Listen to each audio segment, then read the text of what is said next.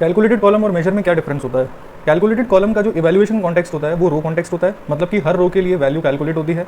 Major के लिए evaluation context filter context होता है, ठीक है। कैलकुलेटेड कॉलम आपका रो कॉन्टेक्स्ट पे बेस्ड है, मेजर आपका फिल्टर कॉन्टेक्स्ट पे बेस्ड है। मेमोरी की बात करें तो कॉलम आपका ऐड हो जाता है टेबल के अंदर, तो वो डेटा मॉडल के साइज को बढ़ा देता है और रैम कंज्यूम करता है। मेजर की बात करें तो वो लाइट वेट होता है और मेमोरी एफिशिएंट होता है। स्टोरेज डेटा टेबल्स में जो कॉलम है वो फिजिकली स्पेस को कवर करता है, और मेजर की बात करें तो डेटा टेबल्स में फिजिकली स्पेस कवर नहीं करता, रन टाइम के दौरान मेजर जो है वो रन होता है, एक फॉर्मूला होता है मेजर आपका।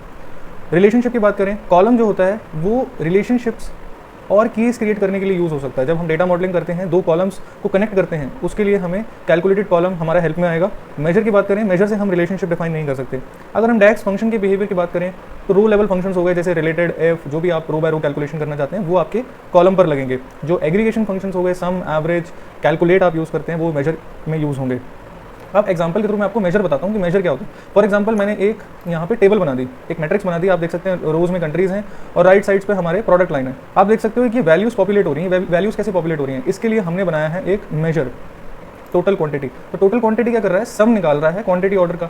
अब एक टोटल क्वांटिटी आपकी कैलकुलेट हो गई, जैसे ही मैं उसको यहाँ पे ड्रैग करूंगा तो वो टोटल वैल्यू आपकी ब्रेक हो जाएगी, उस पर फिल्टर लगेगा। आप देखिए फिल्टर कहाँ कहाँ से लग रहा है। पहला फिल्टर लगेगा उसका ऑस्ट्रेलिया का, अगर मैं इस सेल की बात करूँ, और दूसरा फिल्टर लगेगा क्लासिक कार्स का। इन दोनों फिल्टर्स की हेल्प से जो वैल्यू आएगी कैलकुलेट होगी वो ये आ रही है 1818।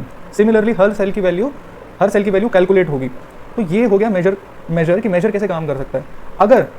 अगर मैं यहाँ पे फिल्टर पेन से किसी भी तरीके का फिल्टर लगा देता तो ये वैल्यू अगेन चेंज होती, और अगर यहाँ पर एक स्लाइसर हम ऐड कर देते इस रिपोर्ट के अंदर तो वो रिपोर्ट का स्लाइसर से इस वैल्यूज में फर्क आता। तो कहने का मतलब जो मेजर्स हैं आपके वो फिल्टर के कॉन्टेक्स्ट पे काम करते हैं। रिपोर्ट में अलग अलग जगहों से जो फिल्टर आ रहा होता है उसके बेसिस पे वैल्यू कैलकुलेट होती है।